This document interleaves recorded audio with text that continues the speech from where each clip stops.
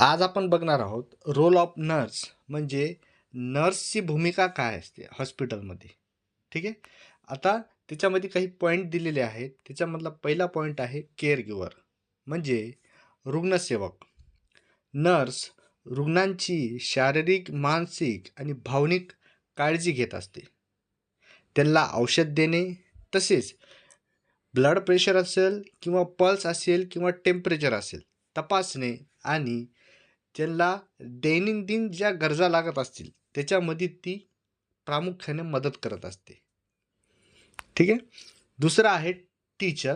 Teacher म्हणजे शिक्षक.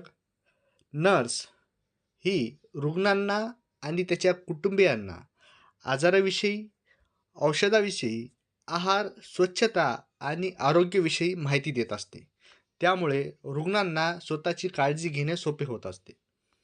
नंतर तिसरं आहे कम्युनिकेटर म्हणजे संवादक.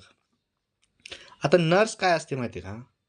रुग्ण आहे, डॉक्टर आहे, कुटुंबीय आहे आणि हॉस्पिटलमध्ये दुसरे अजून कर्मचारी आहेत. ह्यांच्याशी संवाद साधून योग्य ती माहिती योग्य ते व्यक्तीपर्यंत पोहोचण्याचं काम ही नर्स करत असते. ठीक आहे. नंतर आहे चौथा पेशंट ॲडव्होकेट म्हणजे रुग्ण हक्कांचे संरक्षण करणारी. म्हणजे आता तुम्ही म्हणाल जे पेशंट आहेत हॉस्पिटलमध्ये त्यांचे पण काही हक्क आहेत. आता ते हक्क कोणते आहेत बघा. नर्स रुग्णांच्या हक्काचे संरक्षण करते.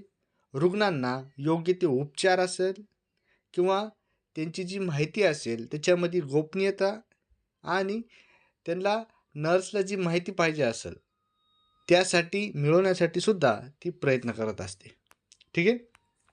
नंतर पाचवा आहे काउन्सिलर म्हणजे समुपदेशक.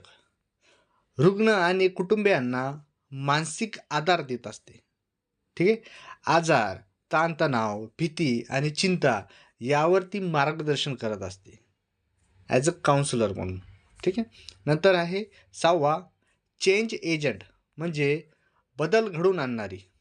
म्हणजे आरोग्यसेवामध्ये सुधारणा करण्यासाठी आणि नवीन पद्धती स्वीकारण्यासाठी नर्स सर्वात आधी पुढाकार घेत असते. नंतर सातवा आहे लीडर म्हणजे नेतृत्व करणारी. म्हणजे तुम्ही जर बघाल हॉस्पिटलमध्ये एखादी नर्स असती ती ॲज अ लिडरशिप क्वालिटी तिच्यामध्ये असते. म्हणजे कामाचे नियोजन करणे व इतर कर्मचाऱ्यांशी मार्गदर्शन करणे आणि जर काही मदत लागत असेल किंवा इमर्जन्सी कंडिशन असेल अशा वेळेला तिची लिडरशिपची क्वालिटी असेल ती कामाला येत असते. ठीक आहे. नंतर आठवा आहे रिसर्चर म्हणजे संशोधक. नर्स संशोधनाद्वारे नवीन ज्ञान मिळवत असते आणि रुग्णसेवा अधिक प्रभावी बनवण्यासाठी वैज्ञानिक माहितीचा वापर करत असते. म्हणजे जे काही तिला रिसर्चद्वारे माहिती भेटेल किंवा ज्ञान भेटत असेल ते ती रुग्णांच्या सेवेसाठी अजून कसं प्रभावी बनवता येईल त्यासाठी ती प्रयत्न करत असते. नंतर कोलॅबरेटर म्हणजे सहकारी करणारे.